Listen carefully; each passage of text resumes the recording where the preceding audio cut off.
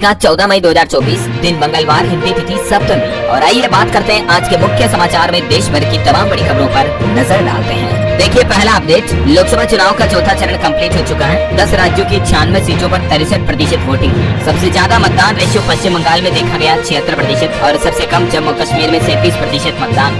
कुछ जगहों पर हिंसा, लड़ाई झगड़ा और झड़प भी देखी गई। चुनाव के दौरान पश्चिम बंगाल, बिहार और महाराष्ट्र में 3 लोगों की अलग अलग वजहों से जान भी चली गई। और इस चरण में साउथ के कई सारे एक्टर ने भी वोट डाला। चिरंजीवी, अल्लू अर्जुन और जूनियर एनटीआर ने भी अपना मतदान किया। बाहुबली के डायरेक्टर एस राजामौली और पवन कल्याण भी पोलिंग बूथ पहुंचे। चलिए अगली खबर आ रही दोस्तों, महंगाई पर रिपोर्ट देखिए। खुदरा महंगाई दर में नरमी जारी है। 11 महीने में सबसे कम ईंधन, बिजली और खाद्य तेल के दाम घटे हैं। अप्रैल में खुदरा महंगाई की दर घटकर 4.83% पर आ गई है। हालांकि ये 11 महीनों में सबसे कम है, लेकिन फिर भी खाने पीने की चीजों के दाम में कीमतों में बढ़ोतरी हुई है। और वहीं देखिए एक बड़ी रिपोर्ट आ रही है, FTA वाले देशों को भारत का निर्यात 15% तक बढ़ा है। आयात में भी 38% का उछाल देखा गया। FTA यानी फ्री ट्रेड एग्रीमेंट, मुक्त व्यापार समझौता के तहत ये इम्पोर्ट एक्सपोर्ट का आंकड़ा आ रहा है। और वहीं देखिए अगली बड़ी खबर, 4 जून से पहले खरीद ले शेयर। गृह मंत्री अमित शाह ने स्टॉक मार्केट पर ये बड़ी टिप्पणी की। वो बोले कि वैसे तो शेयर बाजार के उतार चढ़ाव को चुनाव से जोड़कर नहीं देखना चाहिए, लेकिन अगर बाजार में कोई अफवाह है तो मैं आपको सुझाव दूंगा कि 4 जून से पहले शेयर खरीद ये आगे बढ़ेगा। इनडायरेक्टली इनका कहने का मतलब है कि 4 जून को बीजेपी सरकार दोबारा गवर्नमेंट में आएगी और उसके बाद स्टॉक मार्केट में उछाल देखा जाएगा। वैसे मार्केट का अपडेट देखिए आप, चौथी तिमाही में घाटे से वापस मुनाफे में आया जोमेटो कंपनी का स्टॉक भी। ब्लिंकिट के इनकम में भी बढ़ोतरी हुई। जोमेटो को एक साल में 351 करोड़ का मुनाफा हुआ और जोमेटो के शेयर ने भी एक साल में 208% तक का रिटर्न दिया, जबकि पिछले साल कंपनी को 971 करोड़ का घाटा हुआ था। लेकिन अब कंपनी धीरे धीरे प्रॉफिटेबल हो रही है। जोमेटो कंपनी ने एक और बड़ा फैसला लिया, ऑनलाइन भुगतान एग्रीगेटर का लाइसेंस RBI को वापस सरेंडर कर दिया। हाल ही में RBI से इसको लाइसेंस मिला था, लेकिन कंपनी का कहना है कि स्वेच्छा से ये लाइसेंस वापस सरेंडर कर दिया। मार्केट से जुड़े कुछ और अपडेट है, मैं आपको आगे बताऊंगा। फिलहाल देखिए आप अगली बड़ी खबर, EVM पर संदेह के बीच सुप्रीम कोर्ट का फैसला महत्वपूर्ण है, फिर भी विपक्ष उठाता रहेगा सवाल। धर्मगुरु व राजनेता आचार्य प्रमोद कृष्णन ने ये बयान दिया। और बड़ी खबर देखिए, आंधी तूफान का अब आपको अपने मोबाइल पर फोन पर ही अलर्ट मिल जाएगा। एंड्रॉइड और आईफोन दोनों के ही लिए सरकार एक नया मोबाइल ऐप लॉन्च करने जा रही है। वैसे देखिए दोस्तों, अभी बेमौसम बारिश के हालातों में मुंबई में एक बड़ी दुर्घटना हो गई। आंधी तूफान से तबाही से मच गई। घाटकोपर में होर्डिंग गिरने से 8 लोगों की जान चली गई, जबकि 59 से ज्यादा घायल हो गए। पेट्रोल पंप पर एक होर्डिंग गिर गई और उसमें ये बड़ा हादसा हुआ। बताया जा रहा है कि 50 से ज्यादा लोग अभी भी फंसे हुए हैं और रात भर NDRF का रेस्क्यू ऑपरेशन भी चला। मरने वालों की संख्या एक और बढ़ गई। टोटल 9 लोगों की जान चली गई। 70 से ज्यादा जख्मी है। 78 लोगों को बचाया गया। 100 फीट ऊंचा बिलबोर्ड होर्डिंग था, ये पेट्रोल पंप पर जा गिरा और इससे ये बड़ा हादसा। चलिए अगली खबर आने की, साल 2030 तक हमारे देश में 5G सब्सक्राइबर्स की संख्या 80 करोड़ हो जाएगी और 24 करोड़ ब्रॉडबैंड कनेक्शन का भी लक्ष्य तय किया टेलीकॉम कंपनी। क्रेडिट कार्ड को लेकर देखिए एक नया नियम लागू होने जा रहा। बकाया भुगतान के लिए आपको 3 दिन अतिरिक्त मिलेंगे और जरूरत होने पर 7 दिन में आप अपने क्रेडिट कार्ड को बंद भी करा सकेंगे। भारतीय रिजर्व बैंक RBI ने क्रेडिट कार्ड से जुड़े नियमों में बदलाव कर उपयोगकर्ताओं को ये बड़ी राहत दी है। अब क्रेडिट कार्ड के बकाया बिल भुगतान के लिए तय तिथि से 3 दिन का अतिरिक्त समय मिलेगा, यानी 3 दिन तक आपको कोई भी विलंब शुल्क यानी लेट फीस, पेनल्टी चार्जेस नहीं देने पड़ेंगे। RBI की तरफ से पारदर्शिता बढ़ाने और उपभोक्ताओं के हितों की रक्षा करने के लिए बैंकों के क्रेडिट कार्ड से जुड़े नियमों में ये बदलाव किया। हाल ही में आपको बताऊंगा कुछ नए नियम ये भी लागू किए थे, जिसके तहत आप अपने हिसाब से कार्ड का नेटवर्क भी चुन सकते हैं। जैसे आपको वीजा चाहिए, मास्टर कार्ड चाहिए वगैरह, और 7 डेज में आप अपने कार्ड को बंद भी करा पाएंगे। चलिए अगली खबर देखिए, US से एक बड़ी चौंकाने वाली रिपोर्ट सामने आ रही दोस्तों। प्रसंस्कृत खाद्य पदार्थ बढ़ा रहे हैं समय पूर्व मृत्यु का खतरा। हार्वर्ड यूनिवर्सिटी के वैज्ञानिकों ने 1,14,000 वयस्क लोगों पर अध्ययन किया और इसमें चौंकाने वाले खुलासे सामने आए। US के शोधकर्ताओं ने 48,000 मौतों पर भी स्टडी की। ये मौतें अलग अलग वजहों से हुई थी, लेकिन इनमें एक बात सामने निकल कर आई कि प्रसंस्कृत खाद्य पदार्थ यानी कि जो अल्ट्रा प्रोसेस्ड फूड होते हैं ना, नियमित रूप से इनको खाने से आपकी उम्र कम हो सकती है। अब ये प्रोसेस्ड फूड क्या होते हैं, सिंपली यूँ समझिए कि जो पैकेट वाले खाने पीने की चीजें आती हैं, जैसे स्नैक्स, कुरकुरे, चिप्स वगैरह, कोल्ड ड्रिंक्स, इन सभी चीजों से इंसानों की उम्र कम हो रही है। रिसर्च के मुताबिक 1 लाख से ज्यादा लोग ऐसे थे जो डिब्बा बंद फूड का सेवन ज्यादा करते थे। इन्होंने प्रोसेस्ड फूड का इस्तेमाल ज्यादा किया, क्योंकि इस तरह के फूड को बनाने और लंबे समय तक ताजा प्रिजर्व रखने के लिए कई तरह के घातक केमिकल का इस्तेमाल किया जाता है, जो कि मौत का कारण होता है। और ज्यादा मीठे और कृत्रिम पेय पदार्थों से भी शीघ्र मृत्यु के जोखिम में 9% तक की बढ़ोतरी देखी गई। और इसीलिए दोस्तों जितना हो सके पैकेज्ड फूड खाने से बचें, नेचुरल फूड का सेवन ज्यादा करें, है ना। चलिए दोस्तों अगली खबर आ रही है, भारत ईरान के बीच चाबहार पोर्ट का एक समझौता हुआ। ईरान के चाबहार पोर्ट को भारत ने लीज पर लिया। 10 साल तक के लिए ये एग्रीमेंट हुआ। अफगान सेंट्रल एशिया में व्यापार के लिए अब पाकिस्तान की जरूरत खत्म हो गई है। ये भारत सरकार का एक बहुत बड़ा फैसला है। ये देख सकते हैं इस पोर्ट का लोकेशन क्या है। और वह देखिए बड़ी खबर, तंगहाल पाकिस्तान अब पीओके यानी पाक ऑक्यूपाइड कश्मीर को देगा 718 करोड़ का पैकेज। अभी कुछ दिनों से आपको पता होगा पीओके के लोग प्रदर्शन कर रहे हैं महंगाई के खिलाफ। तो इस प्रदर्शन के बीच पाकिस्तान की शहबाज शरीफ सरकार ने घोषणा की है कि 718 करोड़ का राहत पैकेज जारी किया जाएगा पीओके के लोगों को। चलिए खबर आ रही, ध्रुव राठी के वीडियो शेयर करने के मामले में दिल्ली के मुख्यमंत्री अरविंद केजरीवाल को फिलहाल राहत मिली। सुप्रीम कोर्ट ने मानहानि मामले में कार्यवाही पर रोक लगा दी है। और वहीं देखिए केजरीवाल को मुख्यमंत्री पद से हटाने की मांग की याचिका भी सुप्रीम कोर्ट ने खारिज कर दी। और सुप्रीम कोर्ट ने कहा कि हम इसमें दखल नहीं दे रहे हैं, एलजी को एक्शन लेना है तो ले लें। वैसे दिल्ली के सीएम की मुश्किलें और बढ़ सकती हैं, क्योंकि दिल्ली के मुख्यमंत्री हाउस में आम आदमी पार्टी की राज्यसभा सांसद स्वाति मालीवाल से मारपीट करने का आरोप भी लगा है। उन्होंने आरोप लगाया कि केजरीवाल के पीए ने उनको मारा पीटा, उनके साथ बदसलूकी की। दिल्ली पुलिस भी बोली कि सांसद मैडम ने 2 बार फोन करके इस बात की जानकारी दी थी। तो कल से यह मामला काफी कंट्रोवर्सी में है। और ये न सिर्फ आम आदमी पार्टी की राज्यसभा सांसद है, बल्कि दिल्ली महिला आयोग की पूर्व अध्यक्ष भी रह चुकी है स्वाति मालीवाल। इन्होंने दिल्ली सीएम केजरीवाल के पीए पर यह गंभीर आरोप लगाया। और इधर देखिए दिल्ली के उप मुख्यमंत्री मनीष सिसोदिया की जमानत याचिका पर भी सुनवाई हुई। दिल्ली हाई कोर्ट ने ईडी और सीबीआई को जवाब देने के लिए 4 दिन का समय दिया। चलिए खबर है, प्रधानमंत्री नरेंद्र मोदी ने बिहार पटना साहिब गुरुद्वारे में बनाया खाना, रोटी भी परोसी, लंगर में बैठे लोगों को भोजन परोसा, अरदास लगाई और माथा भी टेका। ये कुछ तस्वीरें आप देख सकते हैं। बिहार सारण में भी पीएम बोले कि पाकिस्तान ने चूड़ियां नहीं पहनी है तो हम पहना देंगे। मुजफ्फरपुर में मोदी ने पूछा डरपोक पीएम देश चला सकता है क्या। बिहार के हाजीपुर और छपरा में भी जनसभा की पीएम ने। इधर राहुल गांधी उत्तर प्रदेश रायबरेली पहुंचे और बोले कि अब जल्दी शादी कर दूंगा। रायबरेली में एक लड़की ने उनसे शादी को लेकर सवाल पूछा तो प्रियंका गांधी भी बोली कि अब तो बताना ही पड़ेगा। जवाब में राहुल गांधी बोले कि मैं जल्द ही शादी कर लूंगा। चलिए अगली खबर आ रही है, मालदीव भारतीय सैनिकों को निकालकर अब मुश्किल में आ गए, क्योंकि गिफ्ट में मिले हमारे एयरक्राफ्ट ऑपरेट ही नहीं कर पा रहे मालदीव के सैनिक। अब भारत से टेक्निकल ट्रेनिंग स्टाफ बुला रहा मालदीव वापस। देखिए अब लाइन पर आ रहा मालदीव वापस। और वहीं इंडियन आर्मी से जुड़ा एक और अपडेट देखिए, भारत और फ्रांस की सेना एक साथ करेंगी अपनी क्षमताओं का प्रदर्शन। मेघालय में युद्धाभ्यास सख्ती शुरू हो चुका है। 13 मई से इसकी शुरुआत हो चुकी है, जो 26 मई तक चलेगा। और मुंबई में बोले विदेश मंत्री एस जयशंकर, पीओके भारत का हिस्सा है और रहेगा।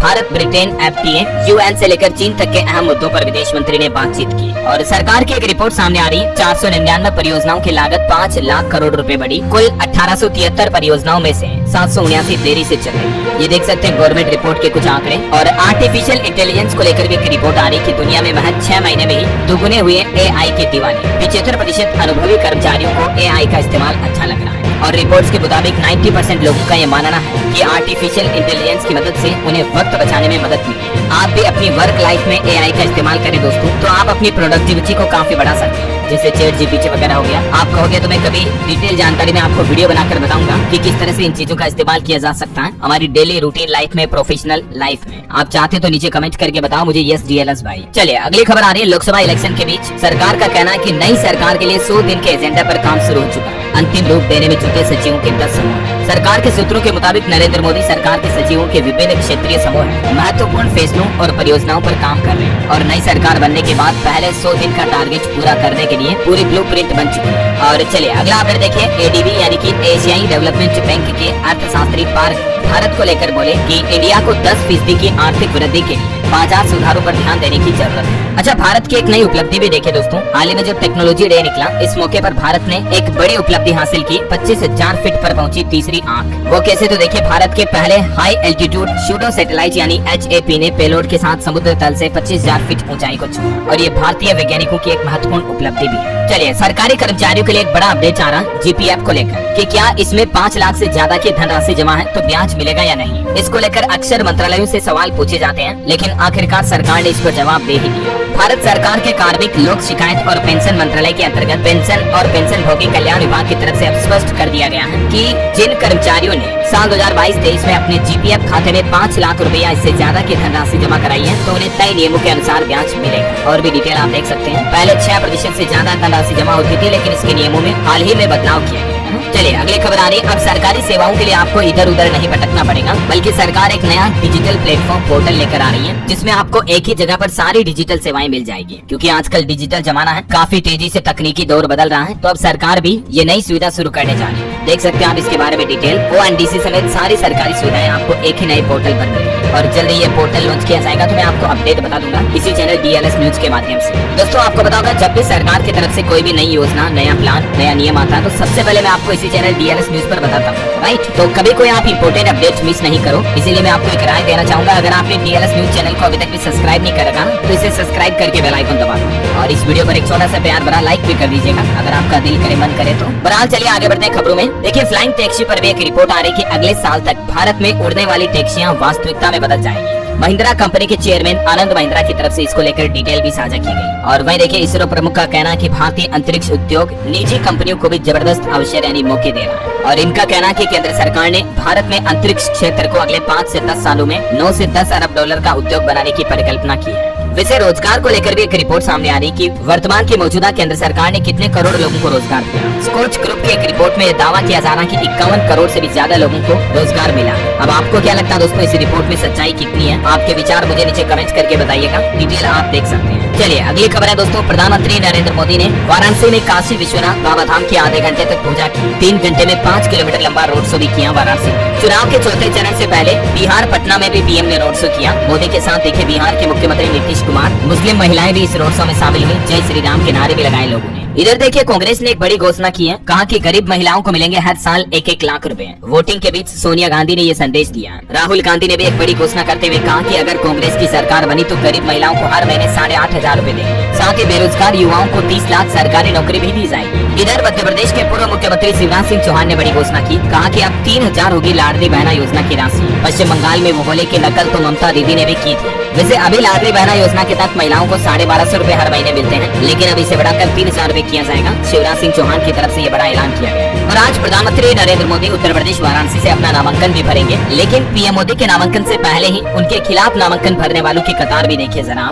देश भर से 100 लोग पहुंचे वाराणसी में नामांकन भरने के लिए। राजस्थान से भी कॉमेडियन श्याम रंगीला भी पीएम मोदी के खिलाफ चुनाव में उतरने के लिए नामांकन करने पहुंचे। हालांकि ये नामांकन नहीं करा पाए। आप जानते होंगे यूट्यूब पर ये पीएम मोदी की मिमिक्री वगैरह के वीडियो बनाते हैं। जब इनका नामांकन नहीं हो पाया तो ये बोले कि लोकतंत्र की हत्या हो रही है। चुनाव आयोग को इन्होंने पत्र भी लिखा। देखते हैं आज नामांकन कर पाते हैं या नहीं श्याम रंगीला, क्योंकि वाराणसी में नामांकन की अंतिम तारीख आज 14 मई को है। और वही देखिए बड़ी खबर है, वोटिंग के माहौल के बीच मध्य प्रदेश में 57 दिन में 24 क्विंटल अवैध सोना चांदी जब्त की गई। लोकसभा चुनाव के दौरान 299 करोड़ की नकदी भी पकड़ी गई। और कुछ और इलेक्शन के अपडेट देखें दोस्तों, हरियाणा के कोहान में 18 मई को आएंगे पीएम मोदी। गृह मंत्री अमित शाह की रैलियों की तैयारी भी शुरू हो चुकी है। मुख्यमंत्री योगी आदित्यनाथ ने इंडी गठबंधन पर हमला बोलते हुए कहा कि कांग्रेस और सपा का डीएनए पाकिस्तान जैसा है। इधर अरविंद केजरीवाल ने भी देश को 10 गारंटी दी। उन्होंने कहा कि चीन से हमारी जमीन चुरानी है। और देख सकते हैं आम आदमी पार्टी की क्या 10 बड़ी गारंटी है, ये स्क्रीन पर पूरी लिस्ट है। पीएम मोदी भी बोले कि 3 चरण के चुनाव के बाद 400 पार का नारा हकीकत दिखने लगा है। एक इंटरव्यू के दौरान पीएम ने ये बातें कही है ना। तो ये कुछ पॉलिटिक्स और इलेक्शन से जुड़े अपडेट थे, मैंने आपको बता दिए एक साथ। और चलिए अब अपन आज के मौसम समाचार पर नजर डाल लेते हैं दोस्तों। देखिए देश के ज्यादातर हिस्सों में 16 तारीख तक भारी बारिश की चेतावनी है। पूर्वी व दक्षिणी भारत में मौसम और बिगड़ा। कुछ राज्यों के हालात देखिए, राजस्थान के 13 जिलों में बारिश और आंधी का अलर्ट। भरतपुर में ओले गिरे। बीकानेर, चूरू और बांसवाड़ा में भी बरसात हुई। 16 मई से हीट वेव की आशंका।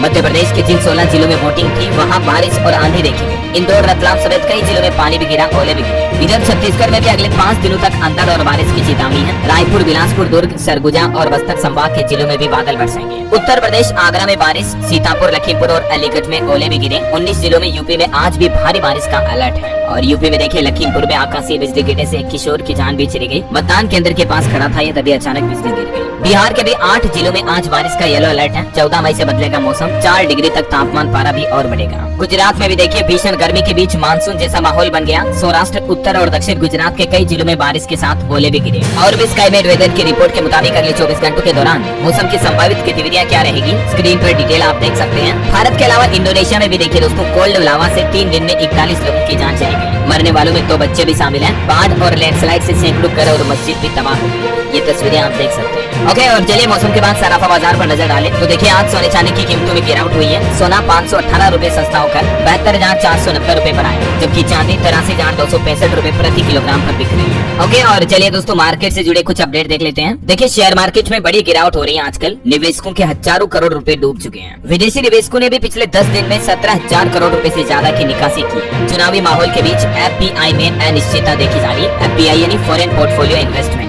अब गिर रहा है। सेंसेक्स के भी हालात देखिए, बाजार में हरे निशान पर क्लोजिंग हुई। सेंसेक्स निचले स्तरों से 900 अंक चढ़ा, निफ्टी 2200 के पार पहुंची। इंडिजन के शेयरों में 25% तक की तेजी रही। टाटा मोटर्स का शेयर 8% से ज्यादा टूटा और सेंसेक्स 111 अंक बढ़कर 72,776 पर बंद हुआ। लेकिन टाटा मोटर्स के निवेशकों ने एक ही दिन में 30,000 करोड़ रुपए गंवा दिए। 8% से भी ज्यादा की गिरावट आई स्टॉक में। हालांकि सरकारी बैंकों का प्रॉफिट बढ़ा है। देखिए आंकड़े साल 2023-24 में रिकॉर्ड तोड़ 1.5 लाख करोड़ रुपए के लगभग मुनाफा हुआ गवर्नमेंट बैंकों को, और बैंकों का एनपीए भी ऑलमोस्ट 2% से नीचे आया। और खबर है इस रेल कंपनी के शेयरों में तूफानी तेजी देखी जा रही। 52 वीक के हाई लेवल पर पहुंच चुका है स्टॉक, 8 रुपए से 483 के पार पहुंचा। रेल कंपनी जुपिटर वेगन्स के शेयर में ये तगड़ी तेजी देखी गई। ओके, और चलिए मार्केट के बाद कुछ और खबरें देख लेते हैं फटाफट से। देखिए इनकम टैक्स डिपार्टमेंट की नई सुविधा, अब एक क्लिक में हो जाएगा आपका काम। ई फिलिंग पोर्टल पर टैक्स डिपार्टमेंट की तरफ से नया फीचर जोड़ा गया। अब आपको इनकम टैक्स ऑफिस के चक्कर नहीं लगाने पड़ेंगे। और भी डिटेल आप देख सकते हैं इस बारे में। टैक्स डिपार्टमेंट की तरफ से ई प्रोसीडिंग टैब शुरू किया गया है पोर्टल पर, जिसमें आपको क्या क्या नई फैसिलिटी मिलेगी ये पूरी लिस्ट देख सकते हैं। ये नए नए फीचर आपको पोर्टल पर ही मिल जाएंगे। और वही देखिए बड़ी खबर, महादेव सट्टा ऐप मामले में अब सेबी ने एंट्री मार ली है। सेबी इस मामले की जांच पड़ताल करेगा। 1,000 करोड़ का निवेश,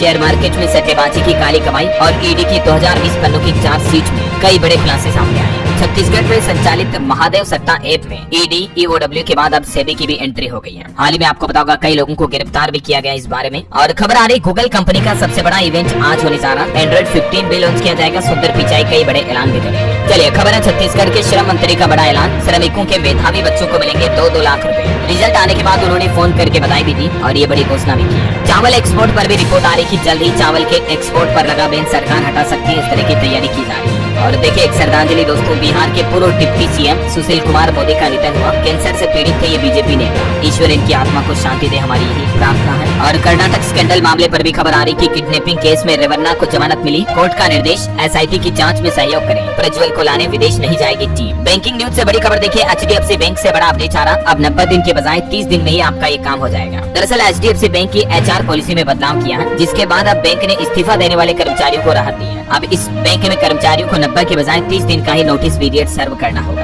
और छत्तीसगढ़ हाईकोर्ट का एक बड़ा फैसला देखिए, 45 साल की उम्र के पार आंगनबाड़ी कार्यकर्ताओं को प्रमोशन दिया जाए। हाईकोर्ट ने एक केस पर सुनवाई करते हुए सरकार को यह निर्देश दिया। और खबर देखिए, उत्तराखंड में राजकीय शिक्षक संघ की बैठक में बड़ा फैसला लिया गया। भर्ती प्रक्रिया नहीं हुई निरस्त तो 5 जून के बाद होगा बड़ा आंदोलन। भारतीय स्टेट बैंक ने भी एक अच्छी रिपोर्ट दी है। स्टेट बैंक बम्पर नौकरियां भी देगा और 3000 से ज्यादा नई ब्रांच खोलने का भी प्लान है स्टेट बैंक ऑफ इंडिया।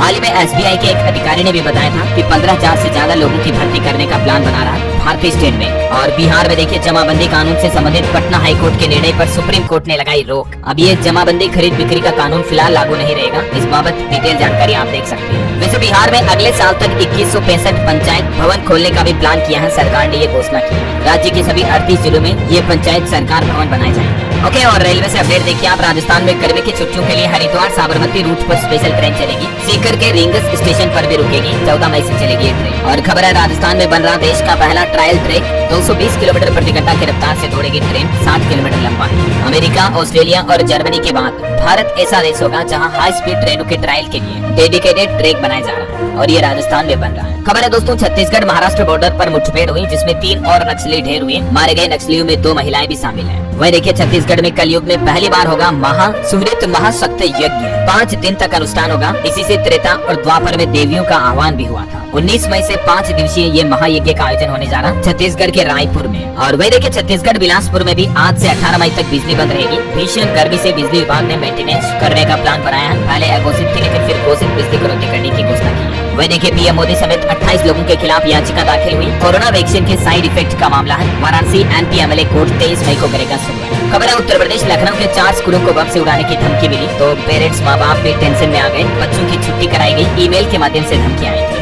वहीं देखिए युवाओं के सर्वे में ये रिपोर्ट सामने आई कि बीजेपी ने इंफ्रास्ट्रक्चर पर तो काम किया लेकिन रोजगार पर नहीं। दैनिक भास्कर के सर्वे में युवा बोले कि एक बार चुनाव भी लीक होना चाहिए पेपर की तरह।